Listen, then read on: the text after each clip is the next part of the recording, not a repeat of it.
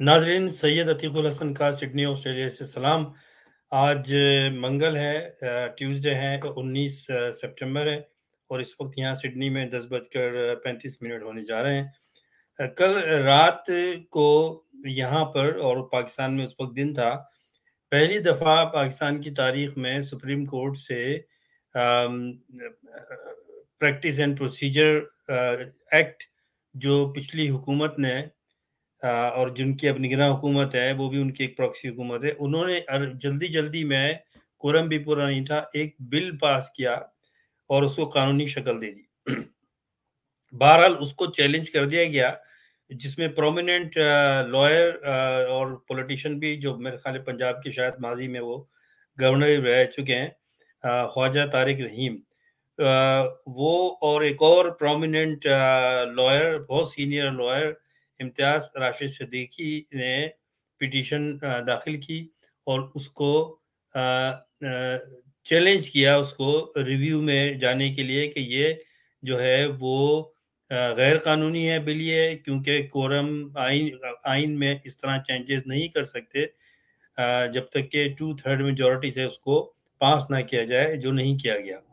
बहरहाल अब ये तासुर दिया गया कि ये बिल जो है, काजी ईसा साहब ने ये तासुर दिया। कल आपने पूरी कार्रवाई देखी होगी, नहीं देखी तो मैंने देखी पूरी कार्रवाई और बड़ी इंटरेस्टिंग थी। मैंने एक चीज़ को नोट किया और मैंने सोचा कि आज आपके पास आपके सामने ही रखूं।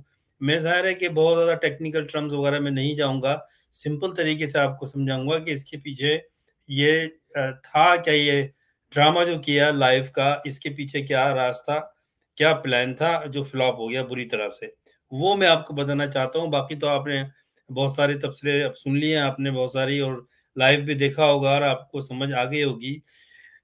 ड्रामा ये किया गया कि आर्मी चीफ को, निगरान हुकूमत को ये हुक्म दिया गया था कि इस बिल को कानूनी शक्ल देकर इसको अमली जामा पहनाना है। अब काजी ईसा साहब ने, जब वो फौरन ही आते, यानी कि चोर की दाढ़ी में तिनका, और वो जो मुजरिम होता है ना, वो अपने निशाना छोड़ जाता है। अब ऐसी क्या जल्दी थी कि आपने आज हलफ उठाया और संडे को, और उसी दिन आपने कहा कि कल बेंच लगेगी, फुल कोर्ट, 15 जजेस अवेलेबल थे उनकी, और इसको रिव्यू को सुना जाएगा। ये प्रैक्टिस एंड प्रोसीजर 2023 का जो रिव्यू के लिए चैलेंज किया गया है, उसको सुना जाएगा। अच्छा, प्लान ये था। अब दिखाया ये गया, आपने देखा होगा कि वो बार बार ये बात कर रहे थे कि जी इस बिल के तहत मेरे इख्तियारात जो है वो कम हो जाएंगे, और बजाय इसके कि चीफ जस्टिस खाली फैसला करे या सुमोटो ले, एक 3 जजेस की कमेटी बनेगी और वो फैसला करेगी, तो इससे मेरा तो पावर कम हो जाएगा, क्योंकि अब मैं अकेला तो फैसला नहीं करूंगा किसी भी बेंच का या सुमोटो का। ये 3 एक रुकनी जजेस की कमेटी बनेगी, वो फैसला करेगी। तो अगर 2 लोग उसको मना कर देते हैं तो मेरी तो, अगर जाऊं भी तो नहीं हो सकता। ये on the face of it ये बात कही गई जब बैठे वो, और लोगों को ये बताया गया। असल बात ये नहीं थी, असल बात ये थी जिसके पीछे, इसकी आड़ में एक और गेम इन्होंने खेला था, जो इस कानून का हिस्सा बनने जा रहा है, और अब उस पर इन्होंने गैर कानूनी तौर पे अमल भी शुरू कर दिया। वो ये था कि इसमें अपील का जो ऑप्शन है वो दिया गया है कि अगर सुप्रीम कोर्ट से कोई फैसला आता है और किसी को सजा हो जाती है, तो उसको अपील का हक हासिल है, वो जाता है सुप्रीम कोर्ट में, अपील कर सकता है। अभी मौजूदा कानून ये है कि एक दफा सुप्रीम कोर्ट का कोई फैसला आ गया तो वो अपील में नहीं हो सकती, उसके दोबारा रिव्यू हो सकता है। रिव्यू और अपील में ये फर्क है कि रिव्यू में वही जो बेंच है जिसने ये फैसला दिया है, या जज है, फुल बेंच हो या 5-4 जो भी जजेस हों, रिव्यू में वही सुनते हैं उस फैसले को। तो ज़ाहिर है मेजॉरिटी में ऐसा ही होता है मेजॉरिटी ऑफ टाइम के, क्योंकि वही जज सुन रहे हैं, तो वो रिव्यू में ज़्यादा उसका असर होता नहीं है, वो वही फैसला बरकरार रहता है। तो इन्होंने ये किया कि अपील का हक दिया जाए, और उसकी वजह क्या थी? वजह ये थी कि नवाज शरीफ के खिलाफ जो केसेस हैं, जरदारी के खिलाफ जो केसेस हैं, जैसे ये कानून बनेगा बनेगा वो उसमें अपील दायर करेंगे और फौरी तौर पर उनको छोड़ दे, उनको उनके ऊपर केसेस खत्म कर दिए जाएंगे। और वो जो नवाज शरीफ जो एब्सकॉन्डर है, जेल से जिसको भगाया गया, अमेरिका में लंदन में बैठा हुआ है, वो फिर आके बड़े शायाना शान तरीके से उस पर केसेस खत्म हो जाएंगे उस इस नए कानून के तहत, और फिर वो आज़ादी के साथ इलेक्शन में हिस्सा ले सकता है और उसको प्राइम मिनिस्टर बनाया जाएगा। ये प्लान था जो लंदन में बैठ के तैयार हुआ। अमेरिका ने ये कहा कि आप इसकी गारंटी दें कि ये कानून जो है वो पास होगा और हमें शफाफ हमें हमें ये मेक श्योर करना है कि ये हो रहा है। तो काजी ईसा साहब ने हामी भर ली कि हाँ, मैं इसको कर दूंगा। और उन्होंने कहा कि हमें अश्योरेंस चाहिए, अगर आपने ऐसा नहीं किया और आपके हाथ में ये फैसला नहीं रहा तो आप कैसे करेंगे। उन्होंने कहा मैं ये साहब जो है ना, काजी साहब, इनको बड़ा ओवर कॉन्फिडेंस है, ये नहायत ही कोई बेवकूफ़ आदमी है, अपने आप को समझते हैं कि बहुत ये स्मार्ट है, लेकिन हैं ये स्टूपिड आदमी। क्योंकि जो स्टूपिड आदमी होता है ना, वो ऐसी हरकतें करता है जो ऐया हो जाती है कि इसका इसका इरादा क्या है। तो ये ड्रामा करना कि जी मैं इस गाड़ी में नहीं आऊंगा, मैं अपनी गाड़ी में आऊंगा और जनाब मैं वो हलफ नहीं लूं, मैं गार्ड ऑफ ऑनर नहीं लूंगा, ये सब ड्रामा था। करना ये था कि लोगों की तवज्जो इस तरफ लगाई जाए। अच्छा, अब क्यों लाइव दिखाया गया, वो इसलिए कि इस सारे कार्रवाई को रिव्यू की जो पिटीशन थी वो एक दिन में करनी थी।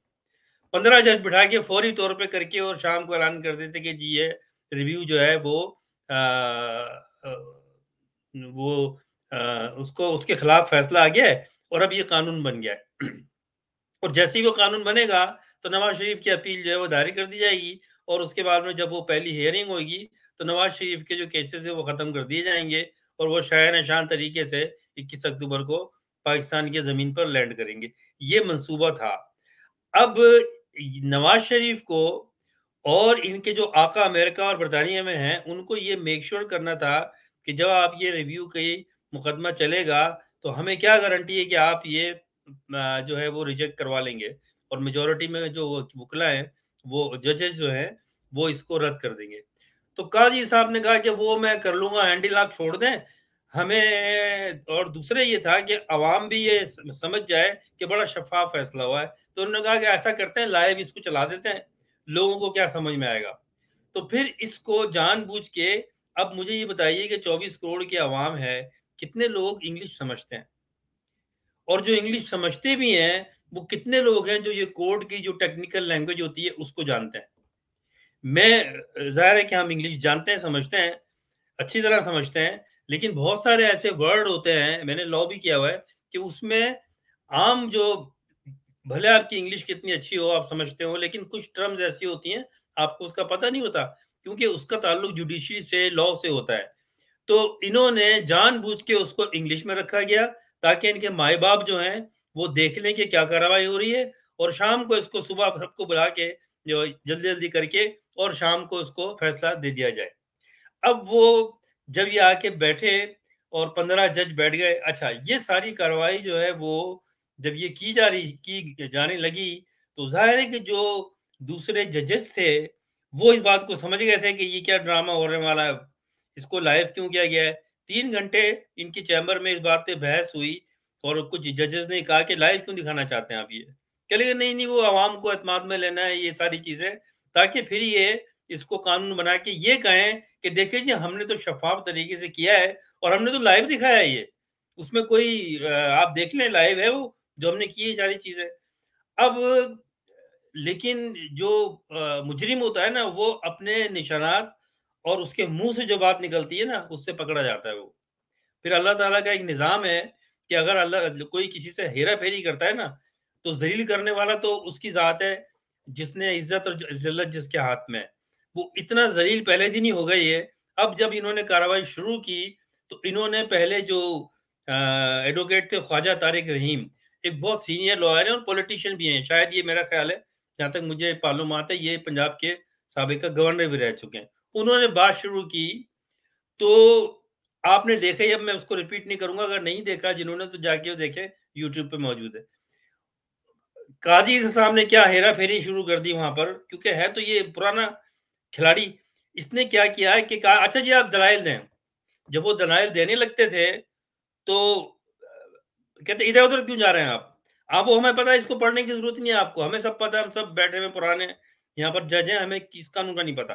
आप ये पढ़ क्यों रहे हैं ये? आप तो इस एक्ट के खिलाफ जो है ना वो बात करें, इस एक्ट के ऊपर रहें। तो वो कहेंगे मैं वही तो मैं कर रहा हूँ, allow me to do that. कह रहे नहीं, आप करें। उसके बाद में फिर ये सवाल कर देते थे। अब ये बात जो है, जो जजेस काज़ी ईसा साहब की ये हरकत को समझ गए थे, उन्होंने कहा कि ये तो इस जो वकील है, इन पे कंट्रोल कर लेंगे ये। तो उन्होंने फिर क्या शुरू कर दिया कि जब काज़ी ईसा साहब और उनके 2-3 जो हिमायती थे, जब वे कोई सवाल करते, तो एक तो तारिक रहीम साहब को बोलने नहीं दिया जाता और फिर कहा था कि आप बताएँ ना, आप बताएँ, दलील दें आप। ये ड्रामा कर रहे थे। अच्छा, अब जजेस ने ये भी है, जस्टिस मोइनी ने और जो और भी जज थे उसमें जस्टिस आयशा थी और जस्टिस अतर मिन्नाल्लाह थे। इन लोगों ने ये भाँप लिया कि ये क्या ड्रामा हो रहा है। अज़हर रिज़वी थे। इन्होंने जब वो वकील से सवाल करते तो ये उसका जवाब दे देते। और ऐसी बात कर जो जवाब वकील ने देना था वो ये देना शुरू कर दिया। अब ये घबरा गए। अब उसको उनको जजेस को बोल तो नहीं सकते थे कि भई आप अभी ठहर जाएँ। तो इन्होंने ये फिर ड्रामा किया कि ऐसा करें, आप ऐसा करें, इनके सवालात जो ये कर रहे हैं, इनके सवालात को आप नोट कर लें। मैं तो आपकी मदद करना चाहता हूँ। आप ये 15 लोगों के जवाब कैसे देंगे? आप इनको जमा कर लें और आप टाइम ले लें। आप इनको बाद में हमें लिख के दे दीजिएगा जवाब, ताकि ये बात यहाँ से इस तरह से ये बहस ना हो और बस वो जो भी बात है वो फौरी तौर पे करके इसका फैसला सुना दिया जाए। तो जज ये बात जान गए, दूसरे जज, ज़ाहिर है इनके जितना ही तजुर्बा है उनको। फिर उन्होंने सवाल जब किया, जो इनके हिमायती थे, 2-3 जज बैठे थे, आपने देख ही लिया। जब फिर उन्होंने कोई क्वेश्चन किया तो जो दूसरे जज थे उन्होंने उसका जवाब देना शुरू कर दिया। अब ये फँस गए कि क्या करें? उसके बाद में उन्होंने अपना पूरे की अपने जो प्रोसीडिंग थी, उन्होंने जो बहस थी ख्वाजा तारिक रहीम साहब ने, और फिर दूसरे वकील आ गए जो बहुत तेज़ हैं और शार्प भी हैं और बहुत तेज़ बोलते भी हैं और वो तजुर्बा भी बहुत है, और वो इम्तियाज़ राशिद सिद्दीकी साहब है। वो पूरी तरह से समझ गए, क्योंकि वो देख रहे थे कि क्या हो रहा है, ये वो समझ गए कि ये ड्रामा हो रहा है और ये चाह रहे हैं कि आज ही इसको निपटा दिया जाए और शाम को इसको फैसला सुना दिया जाए और कहें कि जी हमने तो लाइव दिखाया था ये, वरना लाइव दिखाने की क्या ज़रूरत थी भई? ऐसा कौन-सा कोई कत्ल का केस था, कोई और केस था जिसमें पब्लिक इंटरेस्ट है? ये तो पब्लिक इंटरेस्ट का है नहीं, ये तो कानून का है, एक मामला है, तो लाइव दिखाने का क्या मकसद था? तो ये बात साबित हो, फिर उनको समझ में आ गई कि ये सिर्फ़ इन्होंने ड्रामा करके, इन्होंने कानून बना के, और ये सारा कानून, और फिर वहाँ बार-बार ये बात कर रहे हैं, देखिए जी, इससे तो मेरी पोज़ीशन जो चीफ़ जस्टिस की है वो कम हो रही है। तो आप जो है ये देखें कि मुझे तो इसकी परवाह नहीं है। पहले मैं खुद करता था सो मोटो, मैं चीफ़ जस्टिस लेता था, अब हमने 3 का बना दिया, 3 इसमें नए कानून में अब 3 लोग करेंगे, तो मेरा तो पावर खत्म हो जाएगा। ये बात बार-बार कर रहे थे ताकि जो असल साथ में जो अटैच है चीज़ें, उसकी बात नहीं कर रहे थे कि भाई इसमें जो ये चीज़ अहम नहीं है। इससे कोई फ़र्क नहीं पड़ता कि चीफ़ जस्टिस करे या आपके साथ 2 जज और करें। बात ये है कि आपने सुप्रीम कोर्ट के जो फैसले हैं, उसके ऊपर अपील कर सकता है 14 दिन में या 10 दिन में, इस तरह का कुछ है। वो थी असल बात, और उस पर आ नहीं रहे थे, क्योंकि अभी वो आनी थी। इसके बाद वो बात नीचे जब आनी थी, तो जब वो नीचे जाने लगा, जस्टिस जाने लगे इम्तियाज़ रशीद, तो उन्होंने फिर टोक दिया। क्या लगा यूँ है, तो वो उनको गुस्सा आ गया। उन्होंने कहा देखें, आप मुझे रिडिक्यूल ना करें, मुझे रिडिक्यूल कर रहे हैं आप ये।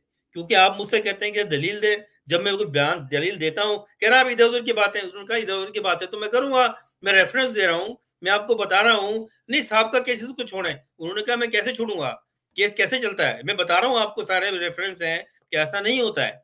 क्योंकि उनको तो पता था कि इसके पीछे जो ड्रामा है वो क्या होने वाला है। उसके बाद में जनाब ये घबरा गए। फिर इन्होंने ये ड्रामा एक और किया, हालाँकि वो इस केस की प्रोसीडिंग में है, उसका उनका कोई ताल्लुक नहीं था। इन्होंने अटॉर्नी जनरल को बुला लिया कि पाकिस्तान की तरफ से नुमाइंदगी। अरे भाई, वो तो पिछली गवर्नमेंट में अटॉर्नी जनरल थे वो, और उनका क्या ताल्लुक है इस कानून से? उन्होंने तो, वो तो खत्म हो गई कैबिनेट वो। इन्होंने कहा कि जी इनको ऐसा करते हैं, इनको जाना भी है अमेरिका, तो ऐसा करते हैं पहले इनको सुन लेते हैं इम्तियाज़ साहब और आप अपना कंटिन्यू कर लीजिएगा बाद में। वो चुप हो के कहेंगे ठीक है, आप करें, कितनी देर लगेगी? उनसे कहा आप कितनी कहेंगे जी मुझे बयाना जाना है, तो मैं बस आधा घंटे में कर लूँगा क्योंकि रात की मेरी फ्लाइट है। उन्होंने कहा ठीक है आप करें। फिर वो शुरू हो गए। उसने फिर ज़ाहिर है डिफेंड किया जब, तो फिर वो जज जो इनके खिलाफ थे उन्होंने फिर शुरू कर दिया बोलना। उसमें जस्टिस जो क्या नाम था उनका, जस्टिस आयशा, उन्होंने एक ऐसा फिर बात की कि उसके ऊपर हक्का-बक्का रह गए, जस्टिस आयशा मलिक। उन्होंने ये कहा कि जी अपील जो है, वो इसमें अगर आप अलाउ करेंगे, तो ऑब्वियसली कि अगर 5 जजेस ने या 8 जजेस ने, अगर फ़र्ज़ करें 8 जजेस ने ये फ़ैसला दिया है, तो जब अपील आएगी, तो अपील हमेशा जब होती है तो उसमें जो एक नंबर ऑफ जजेस और जो जजेस की टीम होती है, उससे ज़्यादा जज जो है वो उसको सुनते हैं। तो टोटल 15 जज हैं। तो अगर 8 जजेस ने ये फैसला किया है और अपील में ये केस आया, तो अब वो 8 जजेस से ज़्यादा की एक बेंच बनेगी। तो बाकी तो 7 हैं सिर्फ़। तो आप वो बेंच कैसे बनाएँगे? या अगर 15 जजेस की सारी जजेस की एक बेंच ने ये फैसला दिया है, तो अपील कौन सुनेगा फिर? अब उसके ऊपर जो अटॉर्नी जनरल साहब थे मंसूर उस्मान, वो घबरा गए। उनके पास कोई जवाब नहीं था। कह लेंगे वो इसका मैं लिख के आपको जवाब दे दूँगा। तो वो ज़ाहिर है कि एकदम हवास बाख्ता हो गए काज़ी ईसा साहब, और उसके बाद में जनाब बहस चली फिर। अब इनके हाथ से बिल्कुल आउट ऑफ कंट्रोल हो गया। जो जिन जजेस ने, मैं उनको खराज तहसीन पेश करता हूँ, उनको इस तरह से नंगा किया कि वो सारी जो साजिश थी इसको कानून बनाने की, वो सामने आ गई। ये इसमें अमेरिका, बरतानिया का हाथ था। ये एक एजेंडा था, क्योंकि ये कानून बनाना ज़रूरी इसलिए था कि नवाज़ शरीफ को दोबारा लेकर आना है, और जो एजेंडा उनका है बैरूनी ताकतों का, अमेरिका का, बरतानिया का, इंडिया का, उसको पूरा करवाना है, और नवाज़ शरीफ से ज़रदारी से अच्छा आदमी कोई मिलेगा नहीं। अब क्योंकि उन पे केस है, तो इसको ख़त्म कराने के लिए ये कानून बनाया गया था हाल ही। वो कानून जो है वो फिर उन्होंने कहा कि अब क्या करें? तो एक जज जो है उन्होंने कहा कि जी मैं तो भाई छुट्टी पे जा रहा हूँ कल से, मैं आऊँगा 8-10 दिन बाद, तो आप बाद की तारीख रखें। और उन्होंने कहा अच्छा, तो फिर अब इनकी हवा निकल गई, बिल्कुल पानी पड़ गया। 3 अक्टूबर को फिर उन्होंने इसकी तारीख दे दी, और हो सकता है कि 3 अक्टूबर को जब ये हो, तो एक आध कोई और जज भी नहीं होगा, वो छुट्टी पे चला जाएगा या बीमार हो जाएगा, तो फिर कैसे चलेगी बेंच ये? इतना घटिया और इतना अहमकों वाली बात है कि 15 जज बढ़ा लिया आपने। कोई काम ही नहीं हो रहा, और लाइव, और फिर कोई ऐसा कोई केस भी नहीं है जिसमें आम आदमी का इंटरेस्ट हो वो देखे बैठकर। हमने देखा है अमेरिका में और कंट्रीज में, अगर किसी बहुत बड़े स्टार का कोई केस हो, कोई ऐसी सेलिब्रिटी का केस हो, उसमें पब्लिक पब्लिक इंटरेस्ट होता है तो उसको दिखाते हैं। ये तो एक कानूनी बहस थी और कानूनी मामला था। आम आदमी तो समझता भी नहीं कि क्या हो रहा है ये। लेकिन ये ड्रामा था जो फेल हो गया, और अब ये कामयाब हुआ यूँ नहीं कि अब ये चलाएगा 3 अक्टूबर को, तो वो जो प्लान था कि इसको कल ही मंज़ूर कर लिया जाए, वो प्लान तो ऐसा का ऐसा ही इनका रह गया। और मैं ये समझता हूँ कि आप जितने लोगों ने ये नहीं देखा उसको ज़रूर देखें, और पहले दिन ही अल्लाह ताला ने काज़ी ईसा को ज़लील करवा दिया, पहले दिन ही इन्होंने ऐसे मुँह की खाई है, वो समझ रहे थे कि अवाम बेवकूफ़ हैं। अवाम हो सकता है बेवकूफ़ हो, लेकिन वकील बेवकूफ़ नहीं है पाकिस्तान में। पाकिस्तान में बड़े काबिल वकील हैं, जो भाँप जाते हैं। अब एक जगह पे जैसे कि इम्तियाज़ राशिद साहब ने कहा कि जी, जब उनको ज़्यादा इन्होंने रिडिक्यूल किया, उन्होंने कहा कि जी आप मुझे बोलने नहीं दे रहे, आप मुझे रिडिक्यूल कर रहे हैं। अगर इस तरह करेंगे तो मैं तो नहीं दूँगा बयान फिर मैं तो बात नहीं करूँगा मैं। आप मुझे क्या समझ रहे हैं? मैंने सारी ज़िंदगी यहाँ पर गुज़ारी है। आप मुझे रिडिक्यूल कर रहे हैं। मुझे बा आप कहते हैं मुझे दलाइल दो, जब मैं बात करता हूँ तो आप कहते हैं, नहीं, नहीं, इधर-उधर की बात ना करें, तो मैं क्या करूँ फिर मैं? आप मुझे बोलने दोगे? जब मैं बोलता हूँ तो ये दूसरे जजेस सवाल को शुरू कर देते हैं। उसमें 2-3 जो जजेस इनके जो हामी हैं, उनका मैं बताता हूँ आपको, मुझे सारे जजेस के ज़ाहिर है कि नाम याद नहीं है। इसमें एक तो जस्टिस याह्या अफरीदी, और एक मंदुखैल, और एक और थे जज, क्या नाम है उनका, अ, मंसूर अली शाह भी थोड़े, एक जस्टिस अतहर मिनाउल्लाह। ये अतहर मिनाउल्लाह वो है जिसने इमरान खान की गवर्नमेंट खत्म की थी फौरी तौर पे, और ये कट्टर इमरान खान के खिलाफ है, पीटीआई के खिलाफ है, बायस्ड है, और ये नवाज शरीफ के ये नवाज याफ्ता हैं। ये नवाज शरीफ ने इनको माल खिलाया है और ये चाहते हैं कि नवाज शरीफ को इलेक्शन में लाया जाए, और ये सब एजेंट है। ये सब ये जो जजेस ठीक बात कर रहे थे, अब ये बात भी साबित हो गई कि जस्टिस बंदियाल जो है, उन्होंने क्यों इसको पेंडिंग में डाला और इसको नहीं सुना। इसलिए कि मुस्तकिल उन पर दबाव यही था, जो काजी ईसा ने कहा कि मैं पूरा कर दूंगा। उनको भी ये कहा जा रहा था कि आप एक दिन में बुला के और ये रिव्यू जो है इसको आप दफ्तर खारिज कर दें, इसको आप और कानून बना दें। उन्होंने कहा मैं तो ये नहीं कर सकता। तो इन्होंने फिर काजी ईसा साहब ने, ये तो वफादार है नवाज शरीफ के, नवाज शरीफ से इन्होंने फायदे उठाए, अपना फ्लैट खरीदा इन्होंने अमेरिका बरतानिया में, इनकी बीवी पे केस चल रहा है, जानबूझ के अपनी बीवी को लेकर आए ये साबित करने के लिए कि देखो आपने तो इनके खिलाफ केस चलाया है, वो केस भी पेंडिल में दब गया, मैं तो यहाँ पर ले आया इनको, वो मैं आज चीफ जस्टिस हूँ। ये आप देखिएगा, ये ऐसी ऐसी हरकतें करेंगे कि आप माजी के और जजेस को भूल जाएंगे। ये एक मैं समझता हूँ कि ये एक फ्रॉड आदमी है और ये नवाज शरीफ का नवाज याफ्ता है, और इस पे केसेस भी इसकी वाइफ पे हैं। बेसिकली तो वो इसका फ्लैट है, बीवी के नाम पे इसने किया था और वो उसको दबाने के लिए। तो ये मामला सारा जो है कल जो चला और ये ठंडा हो गया। तो फिर इंशाल्लाह बात होगी। अल्लाह हाफिज।